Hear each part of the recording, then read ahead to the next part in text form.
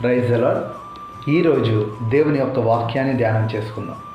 కీర్తనల గ్రంథము 3వ అధ్యాయం 3వ వచనం. యెహోవా, నీవే నాకు కేడముగాను, నీవే నాకు అతిశయాస్పదముగాను, నా తల ఎత్తువాడవుగాను ఉన్నావు. ఆమేన్. దేవుని యొక్క వాక్యం సెలవిస్తుంది, ఆయన మనకి ఎలా ఉన్నాడంట? కేడముగా ఉన్నాడంట. అంటే మనకి ఆయన ఒక డాలులాగా, ఆయనే మన కోట. శత్రువులు ఎక్కుపెట్టువంటి బాణాన్ని మన యొద్దకు రానియకుండా దేవుడు అడ్డుగా ఉన్నాడు. ఏ కత్తి దెబ్బ అయినను మన దాకా రానివ్వకుండా దేవుడు కేడముగా ఉండి మనల్ని సంరక్షిస్తున్నాడు. అలాగే ఆయన మనకి అతిశయాస్పదంగా ఉన్నాడు.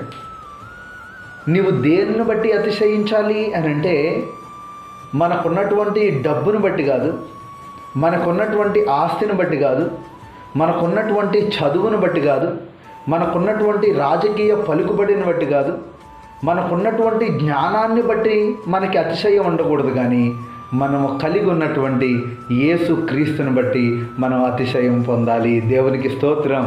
కాబట్టి ఆయన మనకి ఎలా ఉన్నాడు అనంటే అతిశయాస్పదంగా ఉన్నాడు.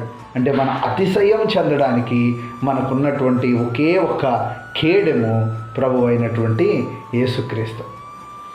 అలాగే ఆయన మన తలను ఎత్తువాడుగా ఉన్నాడు. మన దేవుడు మనల్ని సిగ్గుపరిచే దేవుడు కాదు. దేవుని వాక్యం సెలవిస్తుంది, ఆయన సిగ్గుపరిచే దేవుడు కాదు, సిగ్గుపడనీయడు. ఎందుకనంటే ఆయన మన తలను ఎత్తుతాడు, పైకెత్తుతాడు. మన తలను పైకెత్తే దేవుడు మనం నమ్ముకున్నటువంటి ప్రభు అయిన యేసుక్రీస్తు. ఈ లోకంలో చాలామంది మన శత్రువులు మన ఎడల ఎన్నో మాటలు మాట్లాడుండొచ్చు, ఎన్నో పన్నాగాలు పన్నుండొచ్చు, ఎన్నో దుర్మార్గమైనటువంటి ఆలోచనలు మన ఎడల ఆలోచించవచ్చు. అందరి ముందు మనల్ని తక్కువ చేసి మాట్లాడవచ్చు. మనల్ని సిగ్గుపడేవాడుగా వాళ్ళు అనేకమైనటువంటి మాటలు అనేక మందికి చెప్పు ఉండొచ్చు. కానీ మన దేవుడు ఎవరో తెలుసా? వారందరి ముందు మన తలను దించుకోకుండా మన తలను పైకెత్తే దేవుడు. దేవునికి స్తోత్రం. ఎంత పైకెత్తుతాడు అంటే, కీర్తనకారుడు అంటాడు, నా శత్రువుల కంటే నా తలను పైకెత్తుతావు. ఎవరైతే శత్రువులు నిన్ను తక్కువ చేసి మాట్లాడుతున్నారో, నీ శత్రువుల ఎదుట నిన్ను సిగ్గుపడనివ్వడు. నువ్వు నమ్ముకున్న దేవుడు ఖచ్చితంగా నీ తలను పైకెత్తుతాడు. వాళ్ళందరికంటే నీ తలను ఉన్నతంగా దేవుడు ఒక రోజున పైకెత్తబోతున్నాడు. హల్లెలూయా. కాబట్టి ఖచ్చితంగా మన తలను దేవుడు పైకెత్తుతాడు. ఖచ్చితంగా మన శత్రువుల ఎదుట ఆయన సిగ్గుపడనివ్వడు. చూడండి, మనం రాజుల గ్రంథంలో గనక దేవుని యొక్క వాక్యాన్ని ధ్యానం చేస్తే అక్కడ మనకి ఒక ఇద్దరు దంపతులు కనపడతారు. వాళ్ళే ఆహాబు రాజు, అలాగే యెజెబెల్. వాళ్ళిద్దరూ కూడా దేవుని యొక్క మార్గాన్ని విడిచిపెట్టి బయలు దేవతను ఒక దేవతా స్తంభాన్ని నిలబెట్టి వాటిని ఆరాధన చేస్తూ మొదలు పెడతారు. ఈ విషయం దేవునికి చాలా కోపాన్ని రప్పిస్తుంది. దేవుని యొక్క కోపం రగులుకుని తిష్బీయుడైనటువంటి ఏలియాను అక్కడ పంపించినప్పుడు ఏలియా ఆహాబును ఎదుర్కొని ధైర్యంగా ఇలా మాట్లాడుతూ, నువ్వు చేసినటువంటి పాపాన్ని బట్టి దేవుడి దేశంలో వర్షాన్ని కురిపించడు అని చెప్పి అక్కడి నుంచి తను వెళ్ళిపోయాడు. దేవుడు 3.5 సంవత్సరాలు ఆ దేశంలో వర్షాన్ని నిలిపివేశాడు. అయినా తన సేవకుణ్ణి కొన్ని ప్రాంతాల్లో తను పోషిస్తూ, తన సేవకుని విడిచిపెట్టే దేవుడు కాదు, కాకులతో ఆహారాన్ని పంపించాడు. కేరేతు వాగు దగ్గర ఏలియా ఉన్నాడు.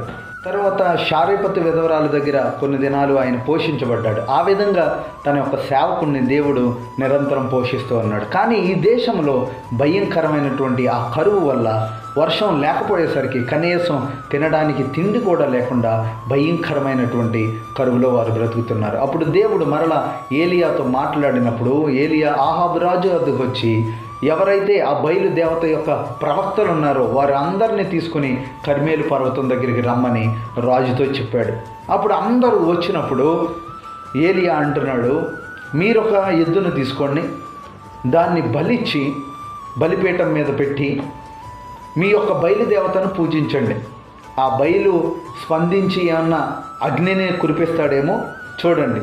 తర్వాత నేను కూడా అదే విధంగా చేస్తాను, అప్పుడు దేవుడు ఎవరి దేవుడు నిజమైన దేవుడో తెలుస్తుందని తను ఒక సవాలు విసిరాడు. ఎవరికి సవాలు విసిరాడు? ఒక రాజుకు సవాలు విసిరాడు. అక్కడ ఏమన్నా తేడా వచ్చింది అని అంటే ఏలియాని వారు చంపేస్తారు. అయితే ఏం జరిగింది? అందరూ బయలు ప్రవక్తలందరూ వచ్చారు, దాదాపు 450 మంది వచ్చి ఒక ఎద్దును బలించి బలిపీఠం మీద పెట్టి వారు బయలుకు పూజ చేయడం మొదలుపెట్టారు. బైలా రమ్ము అని పూజ చేస్తానే ఉన్నారు. మధ్యాహ్నం అయిపోయింది, ఎంత చేసినా ఎక్కడ కరుణిస్తాడు? అప్పుడు ఏలియా అంటున్నాడు, ఇలా అంటున్నాడు, ఒకవేళ మీ బయలు నిద్రపోతున్నాడేమో, ఎవరన్నా లేపాలేమో, లేదన్నా ఎక్కడికన్నా ఊరెళ్ళాడేమో, అతనికి వినపడదేమో, ఇంకా గట్టిగా అరవండి అని వాళ్ళందరినీ హేళన చేస్తున్నాడు. వాళ్ళందరూ కూడా ఇంకా కోపంతో భయంకరంగా వారు ఒళ్ళును చీల్చుకుని రక్తాలు కారణంత మట్టుకు పూజించారంట.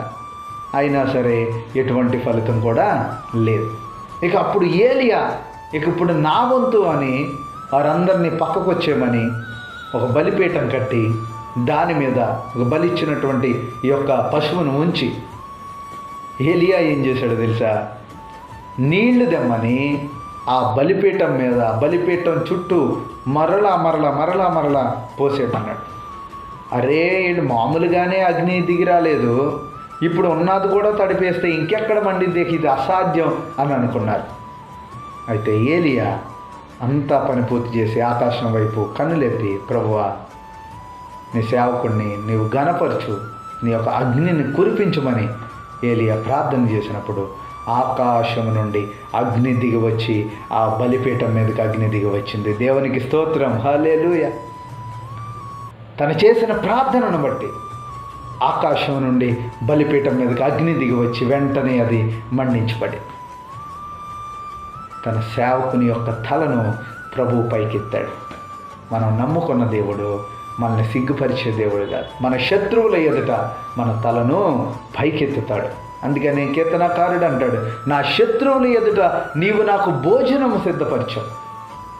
ఎవరైతే నిన్ను తక్కువగా చూస్తున్నారు, ఎవరైతే నీ మీద పగ పెంచుకున్నారు, ఎవరైతే నీకు విరోధంగా బ్రతుకుతున్నారో, భయపడుకున్న ప్రియ సహోదరుడా, నీ శత్రువుల ఎదుటే ప్రభువు నీకు భోజనాన్ని సిద్ధపరుస్తాడు. వారందరి ఎదుట నీ తలను పైకెత్తుతాడు. గిన్నె నిండి పొర్లేటటువంటి అనుభవంలోకి ప్రభువు నడిపిస్తాడు. అంతేకాదు నూనెతో నీ తల అంటుతాడు. కాబట్టి ఎవరైనా ఈరోజు నిరాశలో ఉంటే, నా శత్రువులందరూ నాకన్నా ఎక్కువ స్థితిలో ఉండి నన్ను చాలా తక్కువగా చూస్తున్నారు, చాలా హీనంగా చూస్తున్నారని బాధపడుతున్నావా? ప్రభువు నీకు వాగ్దానం చేస్తున్నాడు, నీ శత్రువుల అందరికంటే నీ తలను ప్రభువు పైకెత్తబోతున్నాడు. ఆయన నిన్ను సిగ్గుపరిచే దేవుడు కాదు. ఏలియాని తల ఏ విధంగా అయితే పైకెత్తి అంతమంది బయలు ముందు అప్పుడు అందరూ ఒప్పుకున్నారు, యెహోవాయే నిజమైన దేవుడు, యెహోవాయే నిజమైన దేవుడు అని ఆ బయలు ప్రవక్తలందరినీ సంహరించినప్పుడు అప్పుడు ఆకాశం నుంచి భయంకరమైనటువంటి వర్షం మరలా దేవుడు కురిపించాడు. ఏలియా తలను పైకెత్తి ఏలియాను ఘనపరిచినటువంటి దేవుడు నిన్ను నన్ను కూడా ఘనపరుస్తాడు. మన శత్రువుల ఎదుట మనల్ని భోజనాన్ని సిద్ధపరిచి మన శత్రువులందరికంటే మన తలను ప్రభువు పైకెత్తుతాడు. అట్టి కృప మనందరికీ తోడైండును గాక. ఆమేన్.